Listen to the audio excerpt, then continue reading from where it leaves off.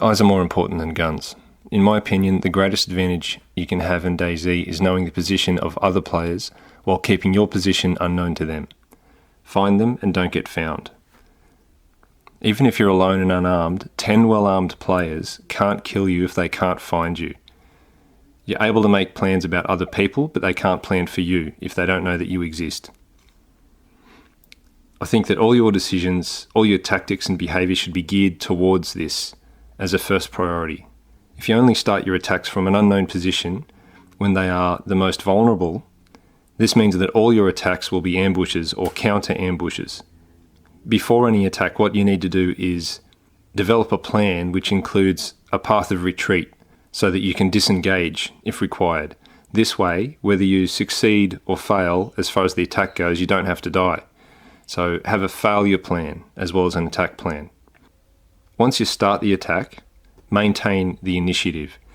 Initiative means you are making the decisions and they are responding to them, so they're always a step behind.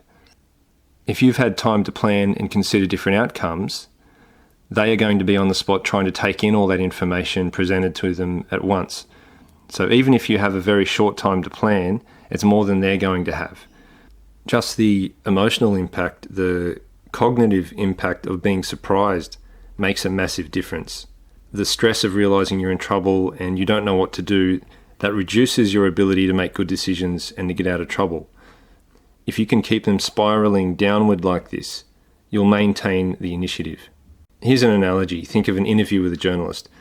The person asking the questions, the journalist, they already know what they're going to ask in advance. They've got questions prepared and they've considered some of the possible answers. If the journalist wants to make the interviewer uncomfortable, it's easy for them to do because the interviewee is always reacting, having to think on their feet. So in a confrontation, you want to be the one who's asking the questions. In summary, before the attack, do not reveal your position or even your existence to them if you can avoid that. Have a plan of escape and disengagement. Once the attack starts and your position is revealed, maintain that initiative. When you've got these things in place, when you're in this sort of state, I call that control. This is not official terminology or anything for police or military. This is just what I've always called it in my head. I haven't really described it to anyone else in this way, and this video is the first time I've described it in any kind of detail as a kind of system. But when I'm playing, I'll say to myself, oh, I have control or I've lost control. So when I use that word in the rest of this video, that's what I'm referring to. If you lose that state of control, you need to reset. And that's another word that, by that I mean another series of actions. So you need to move or change position, take any action necessary so that they can't keep track of your new location. During the reset, as you're moving, both you and your opponent might lose track of each other. You might not be able to see each other, and that's fine, that can be part of it. But your goal, if that happens, is to find them again without revealing where you are.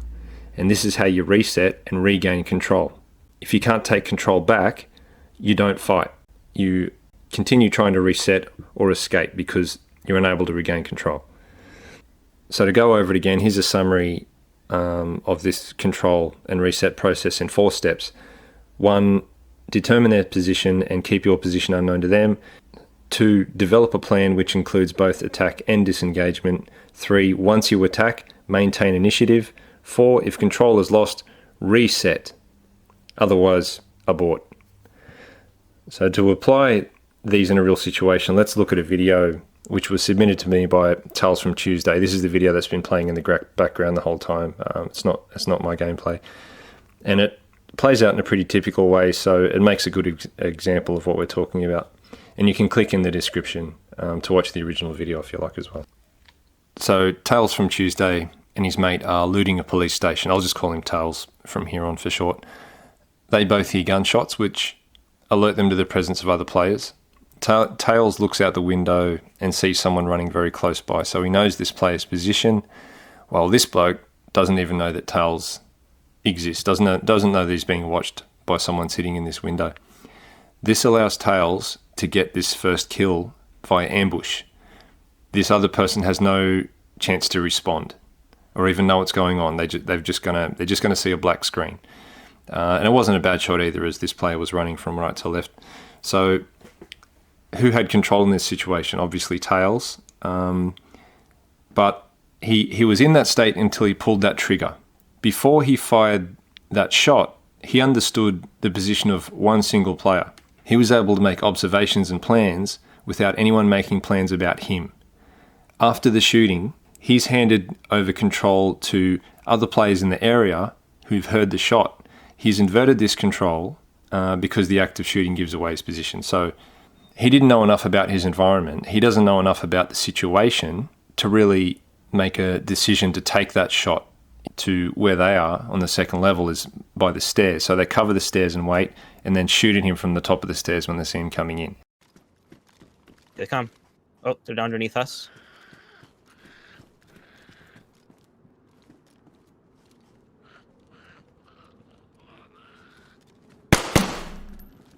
I have 2 shots left. Didn't hit them. He's forced to retreat to the piano house nearby. Tails watched him run into this building, and as he's doing so, he was debating whether or not to push and follow this second player, which would have been a bad idea, I think, because he's going to be forcing a CQB scenario, which is the most dangerous and sort of chaotic way to fight, unless you have if you've got a far higher skill level than they do, you may have a decent chance.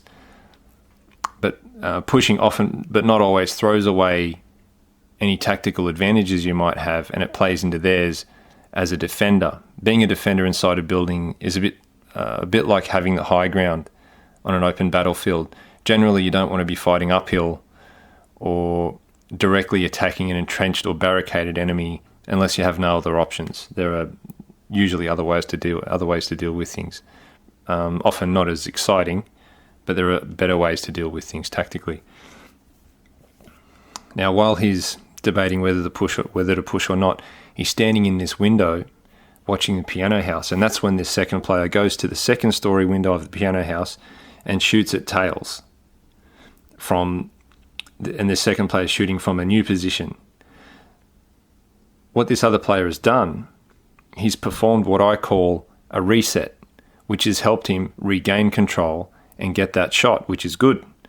But he stays there after shooting and loses control, which is bad. When he shoots, he gives away position.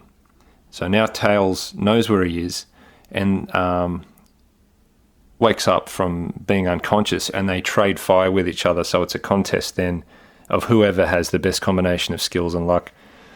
And that means, by my definition of control, neither of them have control right now. It's a coin flip or a contest of skill, and Tails wins that little match. And then he and his mate scan for a few minutes and move in to loot these bodies. As they approach the piano building, they actually spot two more players who are moving in, again probably following the sound. And these second 2 players appear to be unrelated to the first 2. They're probably not the same group.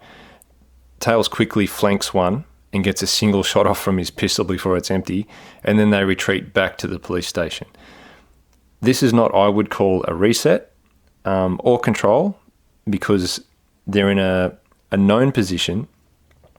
They don't have initiative. They have no way to disengage to perform a reset and regain control. They've made their decision to go back to that building and stay in there.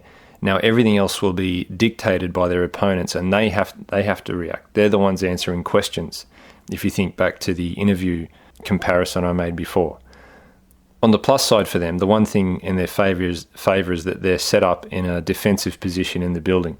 If these 2 new players push in, they're playing into Tails' only real strength. So of course these 2 players, they can't help themselves. They can't resist the temptation, so they decide to assault the building. They push in, and of course they get killed. And the final kill is Tails waiting behind a door while that last player opens it and he gets shot.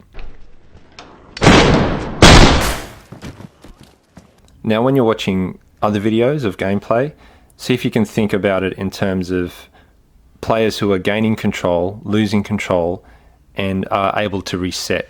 This is how you beat other players who have a much higher skill level in terms of their hours played and their gun control and shooting. So I hope you can apply some of these ideas. Let me know if you have any success or if you have any issues with it even.